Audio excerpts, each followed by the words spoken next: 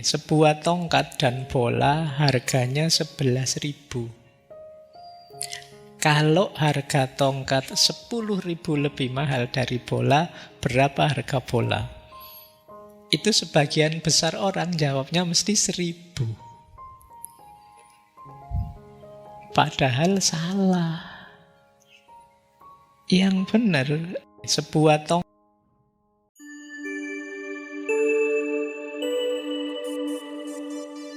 Assalamualaikum warahmatullahi wabarakatuh. Bismillah, mari kita lanjutkan lagi belajar kita. Tegaskan lagi, ditata lagi niatnya. Tidak boleh niat macam-macam. Nawaitunya tolabul ilmi, nyari ilmu. Semoga nanti ada manfaat yang kita peroleh, ada maslahat yang bisa kita sebarkan dari ilmu yang kita dapatkan. Kita awali dari sini. Ini ada di bagian-bagian akhir buku Thinking Fast and Slow. Jadi beliau membagi diri kita ini ada dua aspek. Ada namanya experiencing self dan ada yang disebut remembering self. Diri yang mengalami dan diri yang mengingat-ingat. Jadi kerja intelek kita dua ini, intelijensi kita itu. Experiencing, yang satu remembering. Experiencing self itu diri yang mengalami, itu diri kita yang saat ini sedang merasakan yang sedang dialami. Ini experiencing self. Jadi saat ini saya sedang ngaji, Pak. Saat ini saya sedang minum kopi susu, Pak. Saat ini saya sedang minum air putih, Pak. Saat ini namanya experiencing self. Experiencing self itu ya bisanya merasakan saja. Teman-teman bosan ngaji, teman-teman ngantuk ketika ngaji, teman-teman, ini namanya experiencing self.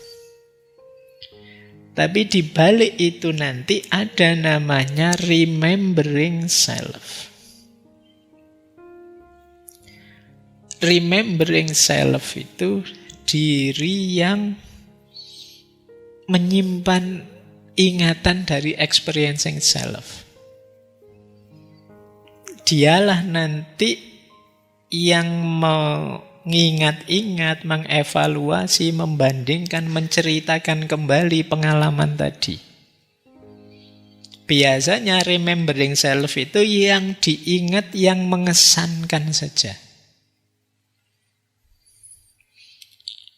Ngaji ini tadi, ada naik motornya, ada berangkatnya, ada naruh sandalnya, ada milih tempatnya, ada apa. Tapi begitu nanti kalian cerita ngaji, mungkin kalian hanya gimana ngaji kemalam, asik, atau gimana ngaji semalam, membosankan. Gitu.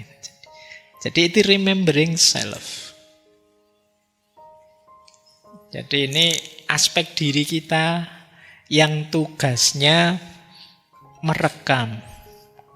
Biasanya dia ini menyederhanakan, mendistorsi pengalaman. Misalnya ya, gimana rasanya kuliah? Kuliah itu membosankan itu. Padahal pas kuliah kamu ketawa-ketawa, pas kuliah kamu asik-asik aja. Tapi begitu disuruh cerita, kesan munculnya membosankan. Mungkin ada 1-2 pengalaman yang memang membosankan. Yang tidak membosankan kamu hapus. Yang kamu ingat-ingat membosankannya. Nah, ini remembering self. Jadi kalau kalian bilang, liburan terbaik itu, seolah-olah bayangannya orang itu, liburannya mesti dari berangkat sampai pulang asik terus. Padahal mungkin ada pahitnya juga, ada capeknya juga, ada uang habis banyak juga, tapi tetap disebut liburan terbaik. Yang paling mengesankan yang disebut. Kalau sampean saya tanya misalnya guru SMA-mu siapa yang paling mengesankan? Itu biasanya yang kamu sebut dua. Guru yang paling baik atau guru yang paling jahat menurutmu? Guru yang pernah jewer kamu atau yang guru yang pernah nolong kamu? Kenapa? Yang paling mengesankan. Ya. Itu kadang-kadang kamu hanya suka satu guru di sekolah itu. Tapi begitu ditanya, gimana guru di sekolah itu? Asik-asik kok, enak-enak gurunya. Padahal sebenarnya yang kamu maksud hanya satu orang itu. Itu gayanya remembering self sudah. Ya. Jadi kita ini ada experiencing self, ada remembering self. Nanti Kahneman sama Tversky melakukan penelitian terhadap dua orang pasien. Dua orang pasien ini diberi terapi medis yang sama. Cuma bedanya pasien yang satu terapinya sangat menyakitkan, tapi cepat selesai. Yang satu terapinya tidak terlalu sakit, tapi lama. Ayo kalian kalau ada dua terapi jenis ini, misalnya sampean yo dipijet misalnya, pijetnya sakitnya luar biasa, tapi tidak lama kok, paling 3 menit selesai. Atau pijetnya tidak terlalu sakit sih, tapi waktunya agak lama.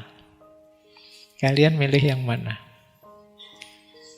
Sebagian besar orang kalau di penelitian Kahneman justru milih yang tidak terlalu sakit, meskipun agak lama. Ada yang kapok ndak pijet refleksi, yang dipijet terus kamu jerit-jerit itu. Kamu kan terus, alah wis pijet capek saja biasa gitu.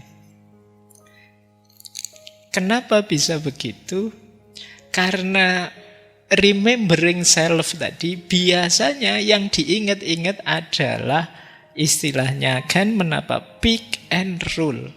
Peak and rule itu yang diingat puncaknya saja.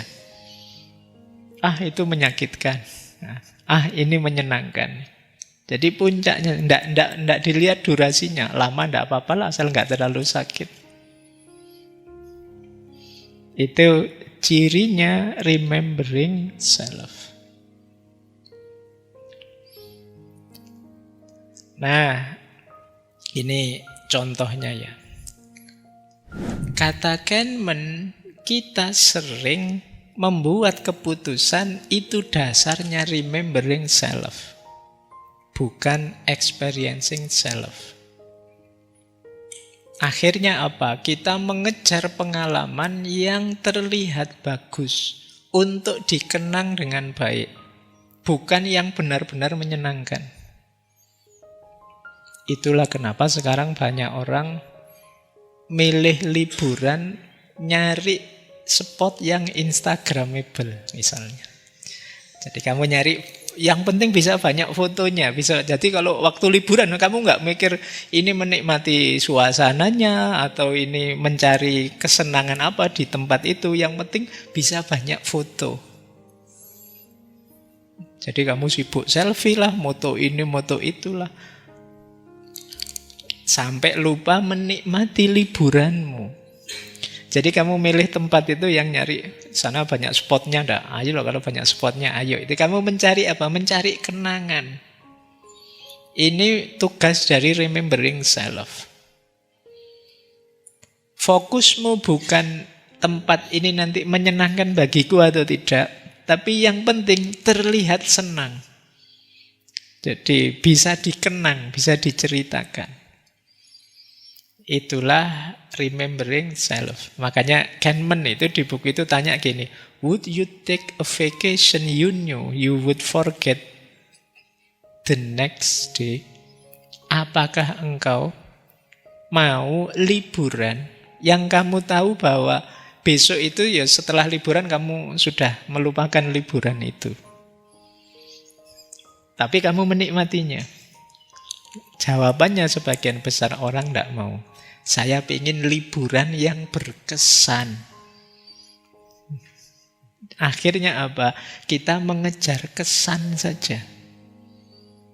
Itulah kenapa kalau liburan kamu tidak sibuk menikmati liburanmu, sibuk foto.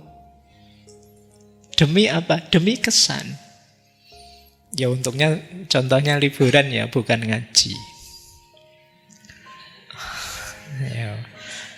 Padahal ngaji ya tidak jauh-jauh di situ sih, kamu mikirnya ya kesan.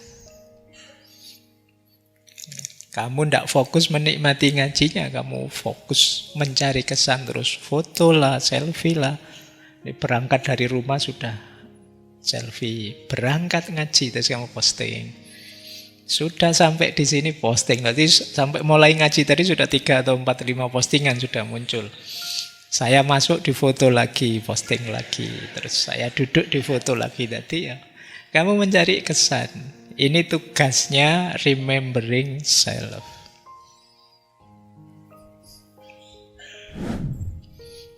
Ini coba ya kita bayangkan efeknya. Jadi dalam kehidupan nyata pada akhirnya ya tadi misalnya liburan, kalau experiencing self itu menikmati setiap momennya. Tapi bisa saja remembering self menggagalkannya. Misalnya, kita liburan 3 hari. Dari 3 hari itu, tiba-tiba ada momen tidak enak sekali saja. Misalnya kita beli makanan sama penjaga warungnya harganya dinaikkan sekian kali lipat. Padahal tadi kamu menikmati liburan itu. Hanya karena satu momen ini, begitu kamu ditanya orang gimana liburannya, tidak enak, gagal. Hanya karena satu momen ini. Padahal tadi 3 hari kamu liburan itu seneng terus. Sudah nggak kamu hitung. Hanya karena satu momen negatif ini, terus remembering self merekamnya sebagai liburan yang tidak enak. Itu remembering self. Ngaji ini sudah sekian ratus episode. Kalian kan seneng misalnya ngaji ini, seneng sama saya. Nanti tiba-tiba kok saya ngomong, saya mendukung partai ini ya, tokoh ini ya, itu terus bubar mesti semua terus. Hanya karena satu ini, terus kemarin-kemarin sekian ratus sesi bagi kamu bullshit semua. Omong kosong semua. Kenapa tidak cocok sama partai yang kamu dukung? Pada orang juga begitu. Satu orang itu mengecewakanmu, terus kamu runtuhkan dia seolah-olah dia sepenuhnya jelek. Padahal kemarin kamu banyak intifa dari dia, ngambil manfaat dari dia. Begitu ada kabar, ternyata Ustadz ini nikah lagi loh, misalnya ngono. Wis terus kamu, berarti tidak dipercaya semua yang dari beliau. Ini kerjaannya remembering self. Karena dia mencari tadi pick and rule. Kesan-kesan yang kuat. Pernikahan juga begitu. Nanti diingat-ingat ya, biar kamu sadar ini kerjaannya remembering self. Nikah sudah 20 tahun, sudah puluhan tahun, seneng, bahagia, enak. Hanya karena satu kali konflik, terus disimpulkan rumah tanggaku tidak bahagia ternyata. Loh kemarin-kemarin kemana saja?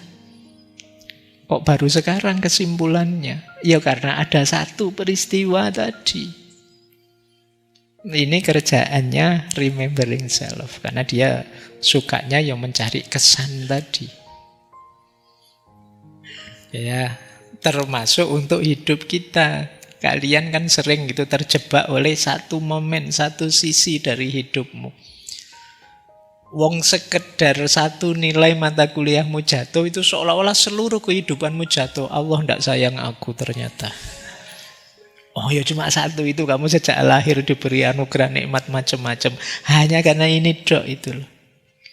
Wong cuma ban motor bocor pinggir jalan aja, ya Allah apa dosaku selama ini. Kamu mengeluhnya kan begitu. Ini kerjaannya remembering self.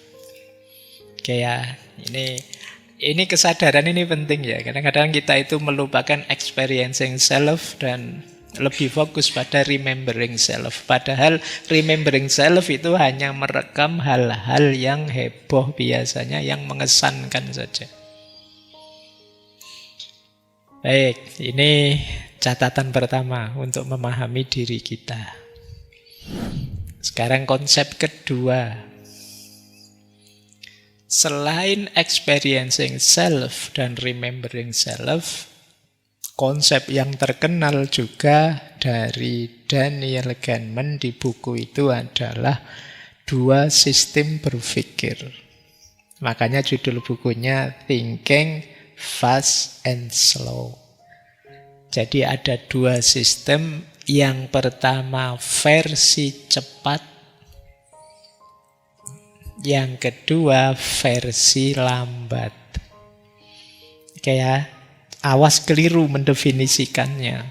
Justru yang versi cepat inilah yang sering meleset. Kita perlu sistem berpikir yang versi lebih lambat. Coba kita pahami sekarang apa bedanya versi cepat sama versi lambat. Versi cepat itu karakteristiknya, cirinya berpikir yang sifatnya otomatis, intuitif, tidak sadar. Hemat energi sih, tidak mikir dalam-dalam. Terus mengandalkan pengalaman dan asosiasi. Ini versi cepat. Lihat temennya tiba-tiba jenggotnya panjang. Wah, kamu hijrah ya. Ini versi cepat. Berdasarkan pengalaman, insting hanya kayak itu. Jadi tiba-tiba kamu simpulkan. Lihat temennya pakai baju hitam-hitam, kamu berduka ya. Bela sungkawa ya. Ini versi cepat. Main biasanya pakai intuitif, tidak sadar. Cuma yang seperti ini fungsinya biasanya untuk hal-hal yang rutin, sederhana. Atau kadang-kadang ketika perlu respon cepat, bahaya. Itu biasanya mikirnya tidak panjang. Enak-enak naik motor, wah ada polisi. Terus kamu tiba-tiba, itu biasanya refleks, respon cepat. Padahal polisinya tidak ngapa-ngapain juga, tidak nyegat. Jadi ini kesan pertama yang muncul di pikiran kita, itu pikiran versi cepat. Kayak kita membaca iklan, kenapa sih pinggir-pinggir jalan itu banyak iklan besar-besar? Karena ketika kita lewat, terus lihat iklan billboard di pinggir jalan, itu kan kita tidak ada waktu untuk mikir panjang. Jadi begitu baca, langsung kita anggap iya gitu saja, kita jalan. Tiba-tiba bersama orang pintar minum, itu kita dianggap ya, kita tidak pernah mikir hubungannya apa ya pintar sama itu. Karena kan kamu tidak mikir ke situ. Itu iklan, kenapa ditaruh di pinggir-pinggir jalan? Karena berhadapan dengan kita yang sedang pakai sistem cepat. Dan kita sering ketipu di sistem cepat ini. 2 tambah 2, 4, itu sistem cepat. Atau dari sekian banyak orang, kalian mesti lebih cepat mengenali yang kamu kenal sendiri, temanmu sendiri. Itu sistem cepat. Kayak refleks. Dalam situasi kayak gini tiba-tiba ada yang teriak, Allahu Akbar, bubar mesti terus, wah ada apa? Itu refleks, sistem cepat. Nah, efeknya apa kalau sistem cepat itu? Inilah nanti yang sering orang terjatuh di yang disebut bias kognitif, kesesatan berpikir. Nanti kita belajar itu lebih panjang malam hari ini. Jadi mikirnya meleset karena tadi dituntut respon cepat. Kelemahan besarnya di situ. Kita malam hari ini belajar ini. Yang kedua, versi lambat. Kalau ini sistem berpikir yang logis, butuh fokus, butuh teori, konsep berpikir, butuh kontrol diri, butuh evaluasi. Untuk menangani masalah-masalah yang kompleks, membuat keputusan rasional, mengoreksi kesalahan. Kalau sistem 1, kok begitu sih? Oh mungkin enggak. Nah ini sistem 2, kayak tadi tiba-tiba ada teman pakai baju hitam, sampean bela sungkawa ya. Tapi tidak mesti juga sih bela sungkawa itu terus pakai baju hitam. Demikian juga orang pakai baju hitam tidak mesti bela sungkawa. Ini perlu direm dulu, berpikir yang lambat. Kalau berpikir cepat kita bisa salah paham.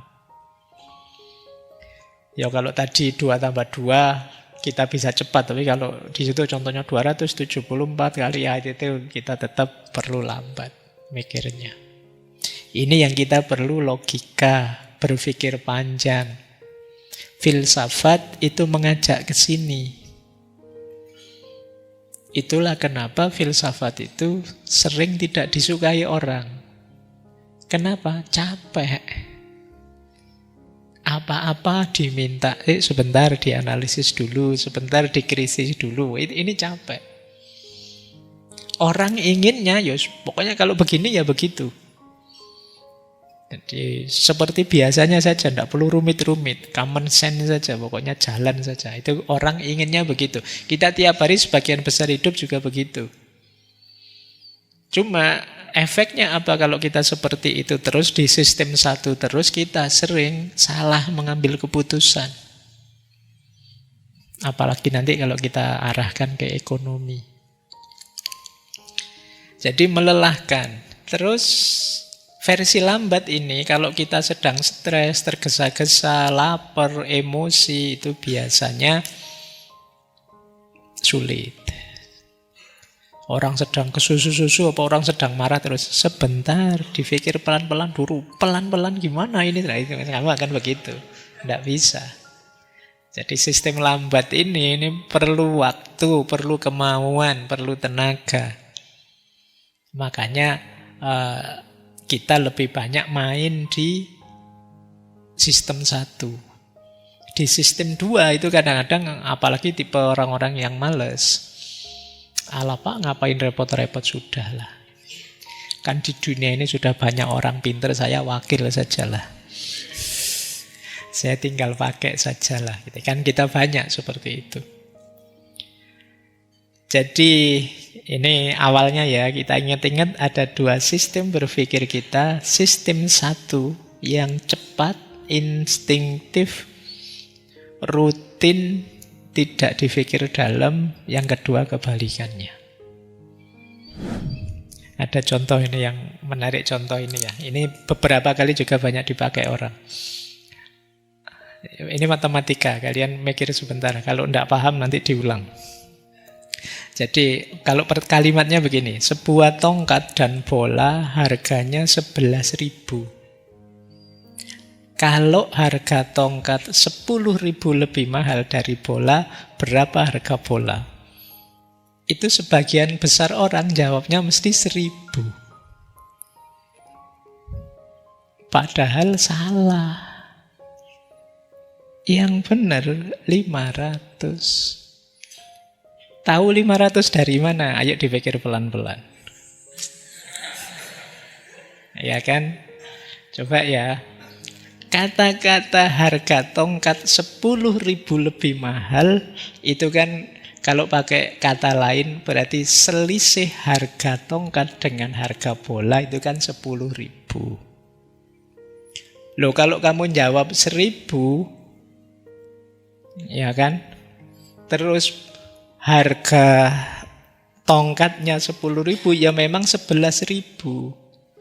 Tapi kan selisihnya 10.000 dan 1.000, ya selisihnya 9.000. Selisihnya bukan 10.000. Untuk selisihnya 10.000, ya harga tongkatnya 500, harga bolanya 500. Harga tongkatnya 10.500. Nah, dipikir pelan, oh iya ya, wong ini kan selisih harganya 10.000 itu. Cuma kamu ketemu 500 ini agak lambat sedikit. Kalau kamu langsung jawabannya mesti keliru. Mesti kamu kalau ada pertanyaan gini jawabmu mesti 1.000 Pak bolanya. Karena harga tongkatnya 10, padahal itu tidak disebut harga tongkatnya harus 10.000, cuma harga tongkat itu 10.000 lebih mahal dari harga bola. Oke, sudah tidak usah dipikir kalau tidak nutut. Iya, oke ya. Baik, kok dipikir ning omah ya. Kamu masih masa UAS gini, ojo pikir gini nggak nutut nanti. Baik, ini contoh ya, mikir cepat sama mikir lambat. Rasanya wis bener Pak, ternyata ya salah. Kita sering mengandalkan rasanya ini tadi, terus kita ngotot. Betul. Padahal begitu dicermati ya memang kita keliru. Nah, jadi kata Kahneman, saat menghadapi sesuatu, itu biasanya yang maju duluan sistem 1. Kalau kita mau, baru kita aktifkan sistem 2. Tapi kalau tidak, ya berhenti di sistem 1. Alah Pak, biasanya begitu, ya begitu. Pokoknya, jadi ya memang sistem 1 ini membantu kita untuk hidup lebih cepat, efisien, tidak kakean mikir. Tapi perhatikan, kalau untuk hal-hal kecil sih tidak masalah. Tapi untuk hal-hal besar, kalian harus mengaktifkan sistem 2. Keputusan-keputusan penting, resiko yang harus diambil, situasi yang kompleks, emosi, hal-hal besar dalam hidupmu jangan dibiarkan hanya sistem 1. Apa wis hal besar dalam hidupmu? Nikah misalnya, ya sistem 2 aktifkan dong. Jangan ala Pak pakai insting nikah aja, bisa Pak saya. Ini ya aja dihitung dulu. Jadi kalian kemampuanmu, kapasitasmu, dan lain sebagainya. Ini harus mengaktifkan sistem 2. Karir, kerja, pilihan kampus, dan lain sebagainya. Ya jangan sistem 1. Penting dalam hidupmu. Aktifkan sistem 2. Ya berpikirnya memang agak lambat, perlu tenaga, mungkin perlu rujukan, perlu referensi. Tapi ini penting, tidak bisa hanya dipikir sambil lalu. Jadi nanti malam hari ini kita belajar banyak tentang cacat atau kepelesetnya sistem 1 yang sering kita lakukan dalam hidup kita. Ya, baik. Berarti kita malam ini sudah dapat 2 teori. Ada experiencing self dan remembering self. Kemudian 2 sistem berpikir, sistem cepat dan sistem lambat. Oke, kita lanjutkan. Ini teori yang sangat terkenal sebelum masuk ke bias kognitif ya. Ini teori yang sangat terkenal dari Kahneman, namanya prospek teori. Inilah teori yang dikembangkan berdua antara Kahneman dan Tversky. Jadi teori ini sebenarnya secara umum mengkritik tadi, mengkritik pandangan ilmu ekonomi lama yang bilang bahwa manusia itu selalu rasional dan konsisten. Manusia itu selalu memikirkan keseimbangan antara untung dan rugi dan lain sebagainya. Nah, prospek teori itu punya konsep sebaliknya.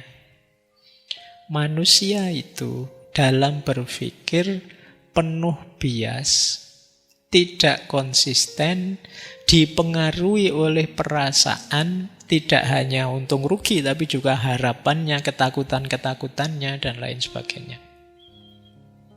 Pada intinya prospek teori itu isinya manusia itu banyak dipengaruhi oleh sistem 1. Berpikir yang cepat, intuitif, emosional. Jadi kita itu banyak dipengaruhi emosi. Misalnya kita benci orang. Ya karena kita benci orang itu ya kita tidak peduli dia ada baiknya kah, ada mulianya kah. Pokoknya harus ditemukan jeleknya. Dia pasti jelek. Nah, ini sistem 1. Orang yang kamu benci kok melakukan kebaikan, itu pencitraan saja. Segera kamu putuskan begitu. Kenapa? Sistem satu. Kamu main insting. Emosimu yang maju. Bukan rasionalitas, bukan data. Tapi kalau orang yang kamu kagumi, begitu melakukan kesalahan, ya cepet-cepet kamu bantah. Ah, enggak. Itu enggak salah sebenarnya. Kita saja sih yang enggak ngerti. Nah, kita bisa begitu. Kenapa begitu? Sistem satu. Jadi prospek teori itu membantah konsep lama bahwa manusia itu selalu rasional dan konsisten, punya asumsi bahwa manusia itu penuh bias dalam berpikir. Kenapa? Dipengaruhi oleh sistem satu. Nah,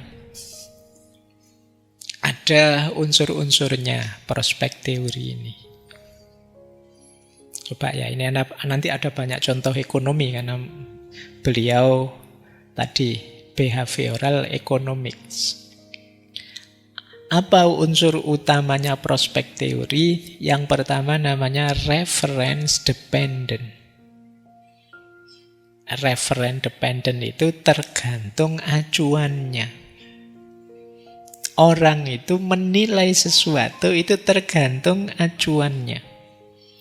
Apakah acuannya itu mungkin harapannya dia, ekspektasinya dia, atau kondisi awalnya dia. Contohnya misalnya begini.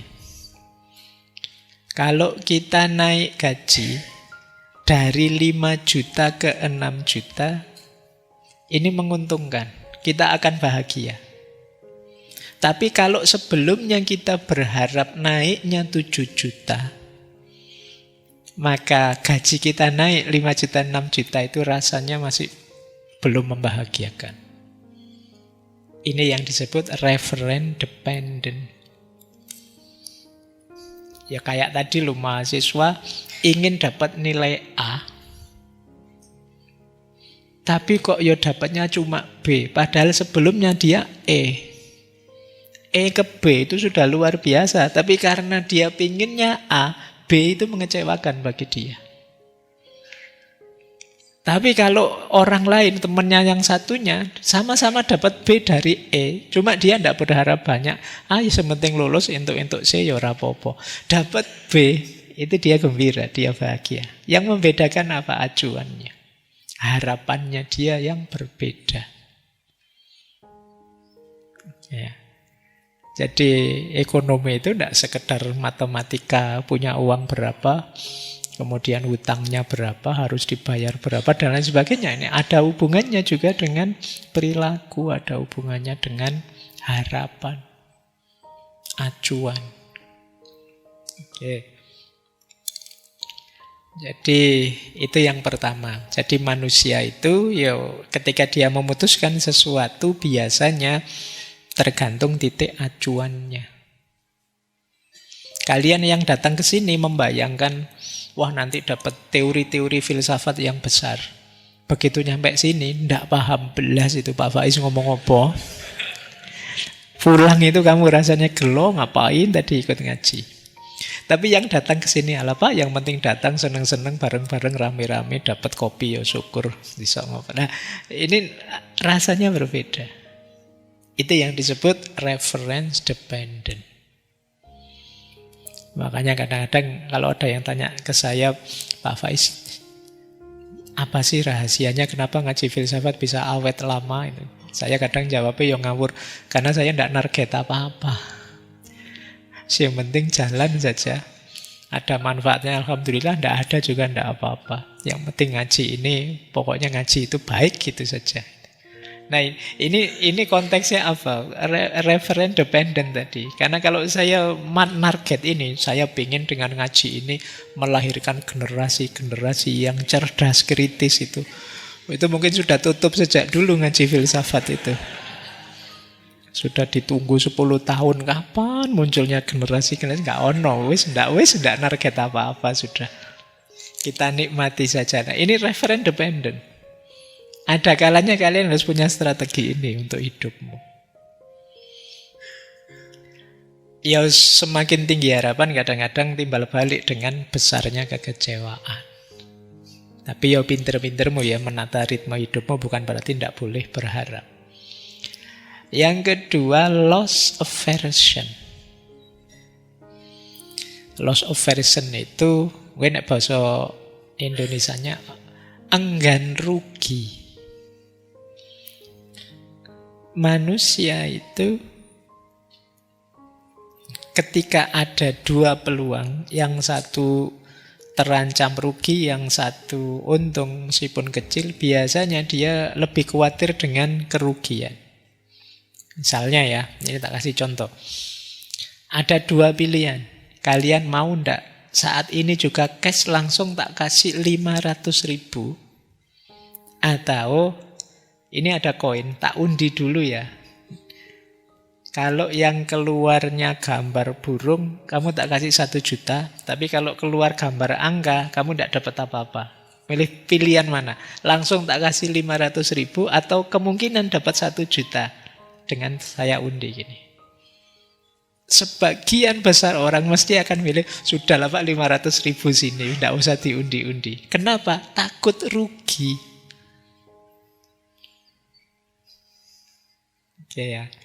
Jadi pertimbangan kita yang pertama-tama itu sebenarnya takut rugi, bukan ingin untung.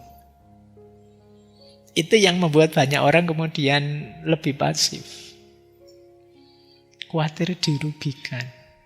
Maka kadang-kadang memprovokasi orang itu lebih enak, hati-hati loh, kamu nanti dirugikan ini, dirugikan itu. Dibandingkan diiming-imingi, ya kamu mungkin dapat ini, kamu mungkin dapat itu orang tidak terlalu tertarik. Tapi begitu terancam, oh itu sudah mulai. Kalau temanmu sudah bilang, hati-hati loh, ini nanti killer, nilaimu bisa jatuh sama Pak dosen ini, kamu waspada sudah. Kenapa? Khawatir rugi. Oke ya. Jadi loss aversion itu prinsip kedua. Manusia itu lebih milih, kalau kamu milih untung 100.000 atau memperhatikan agar tidak rugi 100.000, orang lebih fokus agar tidak rugi. Ya seperti pilihan ini tadi. Kadang-kadang kita terus jadi tidak mau maju. Kenapa? Khawatir rugi. Mas, coba diinvestasikan lagi itu. Anda nanti kalau rugi gimana? Itu terus jadinya kamu tidak gerak. Yang ketiga, diminishing sensitivity. Jadi sensitivitas yang makin lama makin turun seiring besarnya jumlah. Contohnya ya, kalau kalian HP-mu harganya 1 juta,